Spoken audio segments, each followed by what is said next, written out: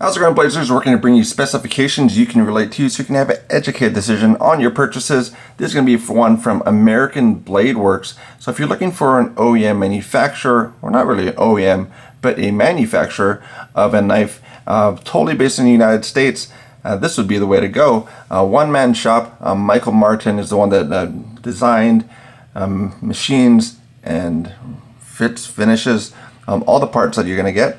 So that's going to be the American Blade Works is the Model 1. So this is going to be really quite a nice one here. So this is going to be the pouch that you get. That's a sticker for it. But there's something also, if you stick around, we're going to be talking about a knife that I'm willing to trade for one of these, because this is not mine, so I appreciate American Blade Works for providing this to the pass around group. But I have another knife that I think you folks would really like to get a hold of, but I would be willing to trade one of these. So if you went and bought one of the American Blade Works knives, I would trade you. So send me an email at bladebanterchannel@gmail.com. That's the only way I'm going to be able to keep track of everything else, because it'll be in chronological order. But we'll get to that in a moment. But this is going to be the version 4. So he does take in feedback from the community and everything else. So this is the version 4. This is basically almost like version 4.1, because there are some changes that happen with this one. He actually reduced the flipper tab slightly here. So that is a little bit smaller than the initial version 4. Also, the detent pressure on it is a little bit less. That's actually what I like on it as well, because I was able to handle the version 4 and basically this version 4 as well with some slight modifications, and that's where I like it quite a bit. So this also has a micro milling. So as he works in with the CNC machining, which he's had over 20 years of experience in CNC machining, so there's actually a micro milling that's going in this pattern here. So if you actually run your hand across it, or I don't know if you can, it just has a little bit more grip that way than it does this way. So that's going to be really nice. Something that you might not notice as far as like when you first get your hand on it, you're going to be like, well, that feels really good in hand. It's really a good grip. Well, that's some of the reason for that, as far as that micro milling for the knife itself. So that's a really cool thing. And also version 5 will be coming out. So that would be the one that I would be interested in. So if you folks would like to trade for what I have coming up, I would like to get a version 5. And the one that I'm going to trade you, if you're interested, hasn't been used. I've had it for a little bit, and it is also more of a rare one because most people don't get it in a left-hand carry option. So I have it right-hand, left-hand carry, but we'll show that here just to let you know what it is. And I'm going to move it right off camera too, just in case people aren't watching for it. But so this is the box here. So not a fancy box, but I don't know if you would notice what type of item comes in here or not. But this is going to be the knife that I'm willing to trade for it. So this is the Skaha 2. So this is one I haven't used. I think I've cut like one sheet of paper with it. But this I got in a white G10, so if you do want to keep it white, keep it that way. Otherwise you can dye it as well. This one I did pick up with a left-hand carry, so you can actually swap that over if you're left-handed, or you just carry your knife on that side of the pocket. But that's going to be the right-hand carry. Swap it over to left-hand carry. That's an option, so that does not come like that normally. And then that's going to be how the blade opens up. So this is everything there. Skaha 2. So if you would like to trade, send me an email at bladebanterchannel@gmail.com. That's going to be where this is very drop sheddy too. So that's going to be what's on the trade for this one. So that might say a lot about this, at least for my preference on it. So you might be like, well, I don't like this knife at all. I want the Skaha 2, and great, because that's what I want to give you if you give me one of these. So that's going to be how that will work. But let me know, and also we'll get more into this one here. So this is going to be, as far as weight wise, it's going to be 3.5 ounces. So for this channel, what does that mean? So that's going to be 17 quarters and 1 penny. So that's going to be how that is. And sorry, we are in a coin crisis right now. I am hoarding some of these because I do use them. So sorry about that.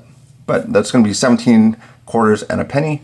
This one goes for about $185 for this version, which is the micarta or G10. There's also the carbon fiber version, about $235. I'm not too sure how much the version 5 will go for, but I'm guessing it's going to be about the same amount. And he probably will be getting to a point when he'll be probably bringing somebody on as well to help him with some of the production, because I feel that he's going to be really taking off quite a bit. So this is also the Lyman pull gauge on this one.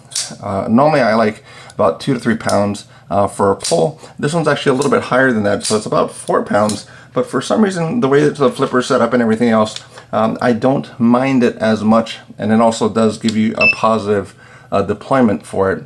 So as I have for the Lyman pull gauge, is what I use to actually determine the weight of the pull. So this is a 4.25 on that pull. So it is a little bit higher, but it's nothing that's uncomfortable. And that's something that I did find on the Skaha too, is the flipper tab is a little bit more uncomfortable than this one. So maybe just the jimping that they use on the Skaha too, but that's going to be what this one is here. For the deployment methods, there's not going to be, there's basically 3 different deployment methods for it. But that's going to be kind of that light switch as I was doing earlier, kind of a more pinch and roll, and also going to have the traditional opening method for it. So this is going to be a cutting edge about 3.25, so going from this back area all the way up to the tip of the blade, 3.25, and then the actual cutting edge or the blade length is 3.2, so you get a little bit more out of that cutting edge just because of how the blade is shaped.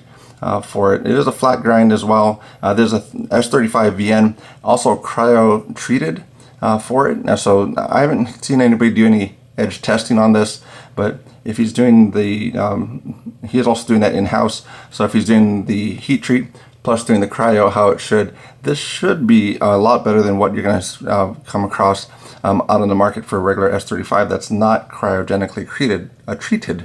But this one also is 4.6 inches, 4.6 inches for the blade length, and really for myself, I found about a 3.5 inch grip area is really comfortable. 4.5 will do just about everybody, but this one is going to be, for the total length of it, is going to be 4.6 inches, and beyond edge thickness is going to be at 18 thousandths, so that's going to be about 5 sheets of paper.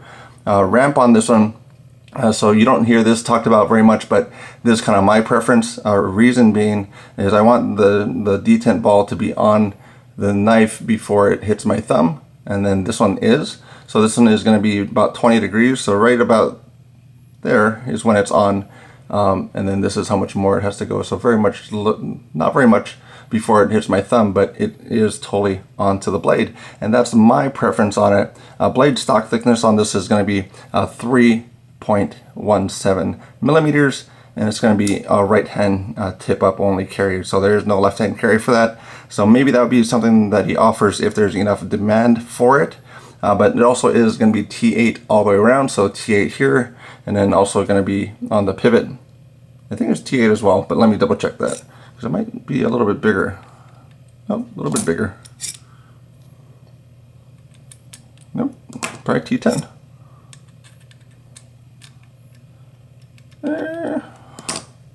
Try one more time. Yeah, probably T10. So T10 will work for it. Has a little bit of play for it, but so T10, T8 as far as that measurement. So T8's there, T10 there, T8's here. So that's going to be the sizing on that.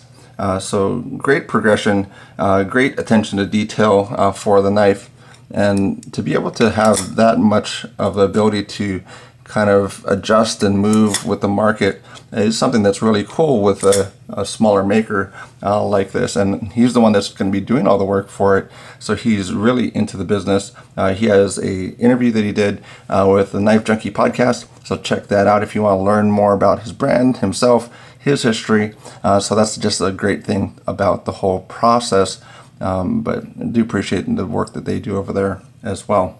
So buy, borrow, or avoid. I would say buy it if you can get it. And then also there's going to be the version 5. And so he's going to have a few other models probably coming out as well. So he has some in the hopper. So once he gets this dialed in, he'll probably move on to the other ones. But again, what is on the trade? This is on the trade. So if anybody wants to trade for a Skaha 2, I would like a version 5 of a American Blade Works knife. Email me at bladebanterchannel@gmail.com. Also the Solaris for sizing comparison for that. You also have a bug out, and then a pair 3, and then you also do have the rat number 2. But great work. Appreciate it very much. Thank you very much to him for providing it to the pass around group. Great work. And that's about all I have to say about that one today.